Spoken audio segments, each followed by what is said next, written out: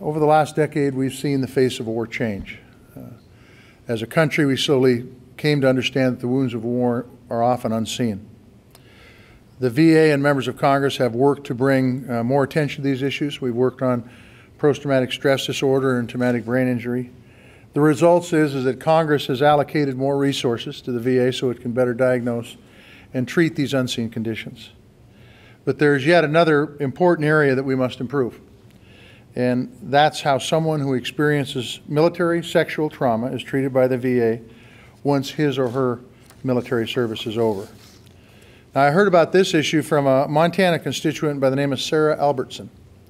Sarah is one of many brave women who are talking publicly about what happened to them during and after their service.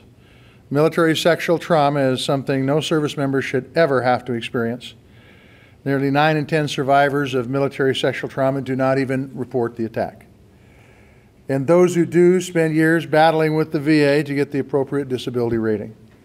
This legislation is an important step toward living up to the promises that we make all of our veterans. And I am proud to join Congresswoman Pingree today to introduce the Senate version of the Ruth Moore Act of 2013. About 2.5 years ago, as many of you recall, the VA relaxed the burden of proof for combat vets with PTSD who were applying for benefits. Too many veterans were being denied because they could not document the event that caused the PTSD. Around the same time, we started to hear from victims of military sexual trauma who said, well, why isn't the VA doing the same thing for us? Like combat vets, it's often hard for victims of military sexual trauma to document the event. Nearly 90% of victims do not report the attack out of fear of retaliation. This is a very difficult thing to do, to step forward on. So later today, I plan to introduce the Ruth Moore Act. This bill will relax the standard of proof for MST victims. All a victim will need is a diagnosis of a mental health condition and a link between the assault and the mental health condition. Although we've made some progress, the VA has been very inconsistent about enforcing their own policies. I've heard from veterans across the country who have been denied disability benefits by the VA. It's so obvious to us that the current system is not working. Today is a bittersweet moment for me as I reflect upon everything that has happened over the past 2 years. As I stand here, I marvel that one woman from Millbridge, Maine, was finally heard and believed by America.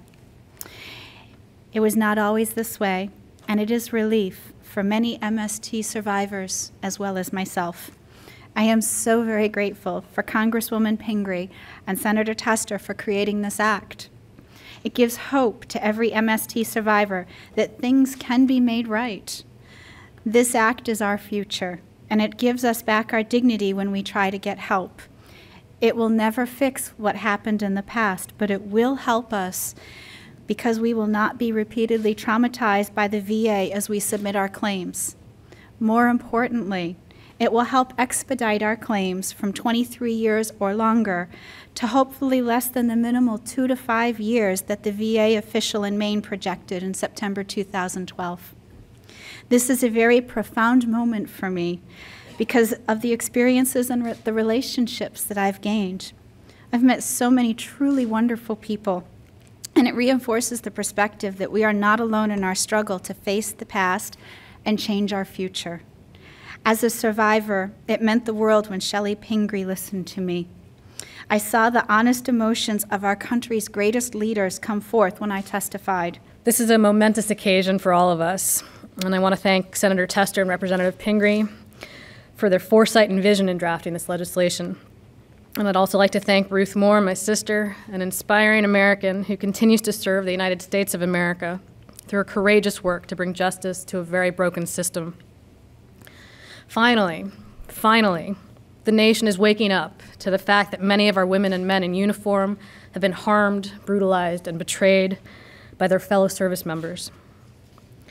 But the collective pain our veterans experience often lasts years, decades, or lifetimes, in large part because the system they face when filing a VA claim based on rape, sexual assault, or sexual harassment is itself abusive, is itself a betrayal.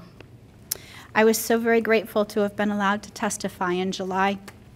This showed me that the American process is real, and it strengthened my faith in my country, a country that for the longest time did not want to admit that military sexual assault has happened.